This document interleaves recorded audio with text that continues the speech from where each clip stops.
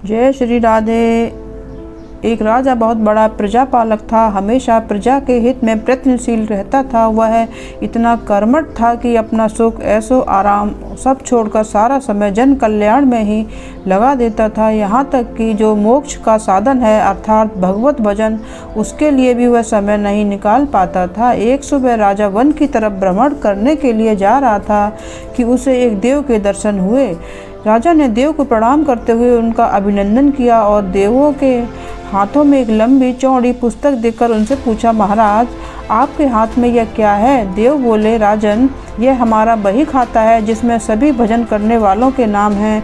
राजा ने निराश युक्त भाव से कहा, कृपया देखिए तो इस किताब में कहीं मेरा नाम भी है या नहीं। देव महाराज किताब का एक एक पृष्ठ उलटने लगे परंतु राजा का नाम कहीं भी नजर नहीं आया। राजा ने देव को चिंतित देखकर कहा, महाराज आप चिंतित ना हो, आपको ढूंढने में कोई भी कमी नहीं है।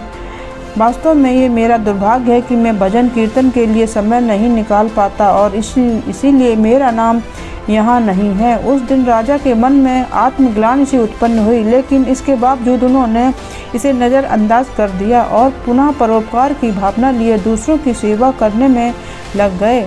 कुछ दिन बाद राजा फिर सुबह वन की तरफ टहलने के लिए निकले तो उन्हें वही देव महाराज के दर्शन हुए। इस बार भी उनके हाथ में एक पुस्तक थी। इस पुस्तक के रंग और आकार में बहुत भेद था और यह पहली वाली से काफ़ी छोटी भी थी। राजा ने फिर उन्हें प्रणाम करते हुए पूछा, महाराज आज कौन सा बही खाता आपने हाथों में लिया हुआ है? देव ने कहा, राजन आज के बही खाते में उन लोगों का नाम लिखा है जो ईश्वर को सबसे अधिक प्रिय हैं। राजा ने कहा, कितने भाग्यशाली होंगे वे लोग, निश्चित ही वे दिन रात भगवत भजन में लीन रहते होंगे। क्या इस पुस्तक में कोई मेरे राज्य का भी नागरिक है? देव महाराज ने बही खाता खोला और ये क्या, पहले पन्ने का पर पहला नाम राजा का ही था। राजा ने आश्चर्यचकित होकर पूछा, महाराज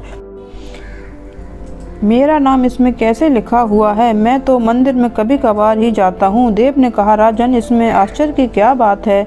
जो लोग निष्काम होकर संसार की सेवा करते हैं, जो लोग संसार के उपकार में अपना जीवन अर्पण करते हैं, जो लोग मुक्ति का लोग भी त्याग कर प्रभु के निर्मल संतानों की सेवा सहायता में अपना योगदान देते हैं, उन त्यागी महापुरुषों का भजन एवं ईश्वर करता है। ये राजन तू मत पूछता कि तू पूजा पाठ नहीं करता, तू लोगों की सेवा तू कर, असल में भगवान की ही पूजा करता है। परोपकार और निस्वार्थ लोक सेवा किसी भी उपासना से बढ़कर है।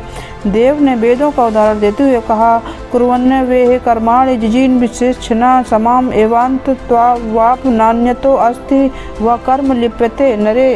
अर्थात कर्म करते हुए 100 वर्ष जीने की इच्छा करो तो कर्म बंधन में लिप्त हो जाओगे। राजन भगवान दीन दयालु है, उन्हें खुशामद नहीं भाती बल्कि आचरण भाता है।